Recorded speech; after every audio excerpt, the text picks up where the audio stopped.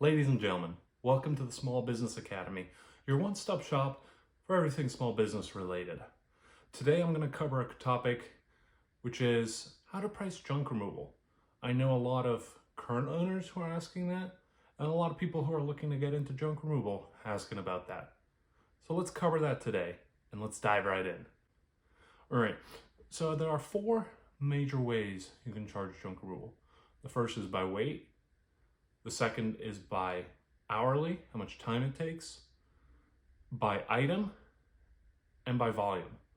We're going to discuss the pros and cons of each, and make sure to stay tuned to the end of the video where I go over which I choose and which I think would be the best for you as well. Liking the video, please make sure to like, comment, and subscribe. All right, so the first will be by weight. It's just the way it sounds. If an item is heavier, you charge more for it.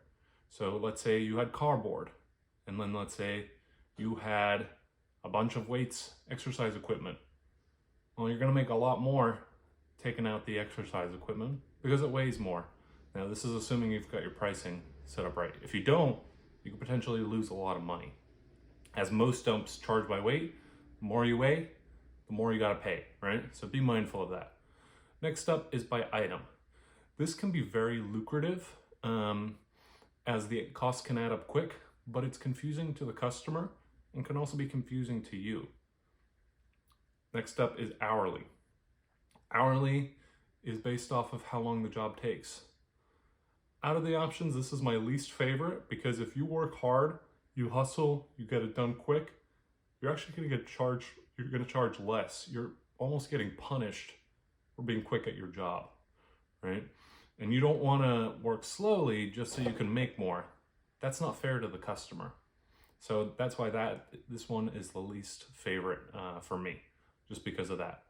Last, but certainly not least, is volume. Volume, it goes off of how much space the items take up. So again, let's go back to the exercise equipment and the cardboard. With volume, let's assume there's a lot of cardboard. You're going to make more money off of the cardboard than the exercise machine because the cardboard takes up a ton of space. But with that too, you've got to be mindful of the weight, because if you charge the same for X amount of cardboard, let's say it's the same, it takes up the same amount of space as the exercise equipment, you could potentially lose out, as obviously the exercise equipment weighs more than the cardboard. Now, generally speaking, I find that evens out. Because let's say, you got a truck full of cardboard, that's going to weigh basically nothing. And then you have a job where you get a whole bunch of exercise equipment.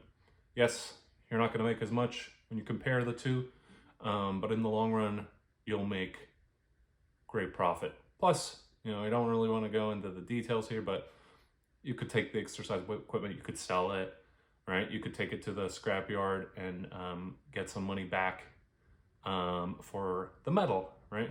So that's really why it's my favorite. Most companies will charge based off of volume, and the primary way that volume is calculated in junk removal is by cubic yards. All right, just for a point of reference, generally speaking, a 3-seater couch is 3 cubic yards. Okay, so that would be my tip when you go out and price. Have an item in reference, basically. You're like, okay, this item is X amount of cubic yards. My vehicle is X amount of cubic yards, and go off of that.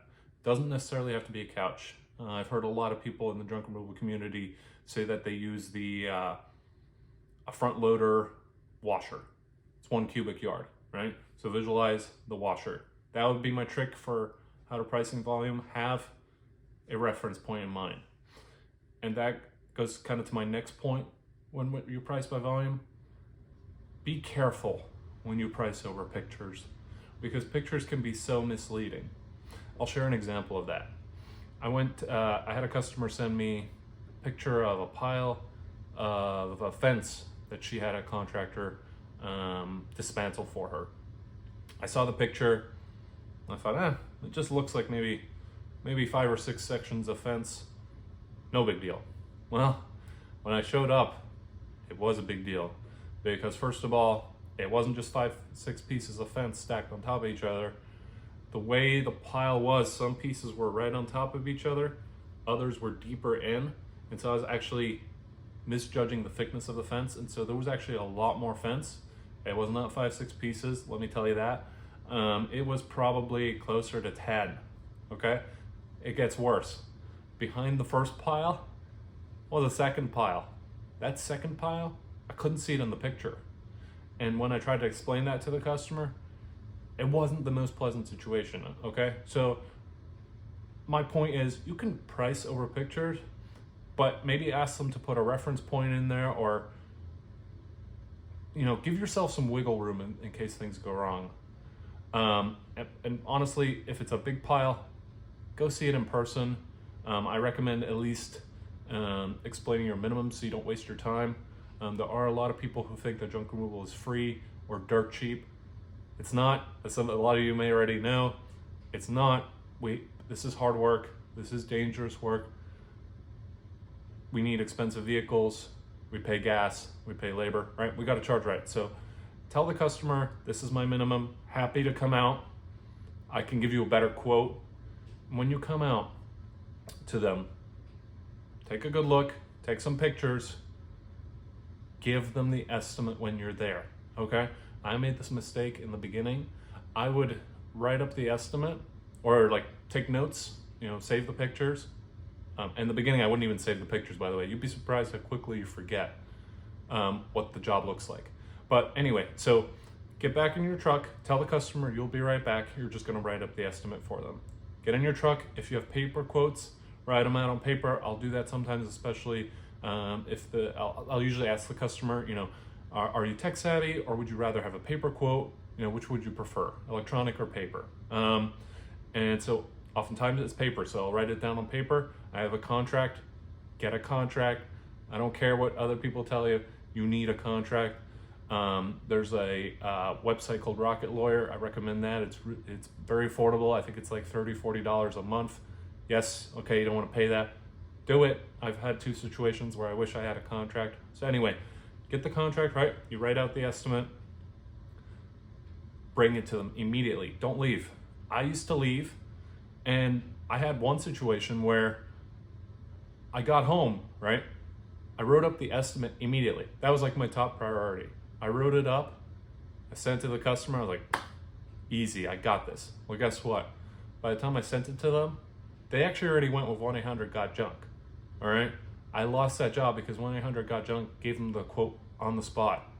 Okay? And I took too long to get it to them. So don't be like me. Don't make my mistake, the same mistake. Give it to them while you're there. And if you can, have them sign it then. Okay? I've had situations where we actually came out an hour or 2 later. I would, have them sign. I'd go get my big dump truck because, yes, I don't take my big dump truck on estimates. I bring my pickup truck. That's a whole nother story, though. But make sure you have them sign then. If it's electronic, send it to them. Come back inside after you send it to them. Be like, all right, check your email. It's there. And then have them sign it then and there if you can. Now, don't pressure them. But you do have other tools you can use. So if you say, you could say, hey, I'll give you $20 off if you sign now, right? Or, however much you think is appropriate for them. And usually on the estimate, I'll write that it's good for 2 weeks or something like that, because things change. I mean, if you guys have kept an eye on the market, the gas price is constantly going up and down. So you need to protect yourself. Explain to the customer the quote's not valid forever. It is going to change. And that should sum it up for you guys. I think you have the tools you need to get started as far as pricing. Again, I see a lot of people posting, especially in the Junk Removal Trash Talk group on Facebook. If you're not in that group, join it. It's awesome. There's a lot of great information in there. But with that said, the reason I created this video is I wanted a place for you guys to come and see it. If you need to play this video back a few times, go for it. If you have any questions, you can ask them in the comments below. If you have any suggestions for future videos, things you'd like me to cover, I've got well over 2 years of experience now. I can answer a lot of your guys' questions. And I wish when I had started that there was a resource like this. I'm gonna make sure I create this resource for you guys. With that said, I've included in the description below a course on how to jumpstart your junk removal business. I cover how to price in more detail, what sort of due diligence you need to do when you start your business, bookkeeping, advertising, marketing, networking, all important things. It's all going to be in that course. I've got a special offer right now. Usually this course is $180, but for a limited time, I am going to offer it for $89.95 until the end of the year. So again, that's in the description below. Any further questions, send them my way. Again, down below. Thank you so much for watching the video.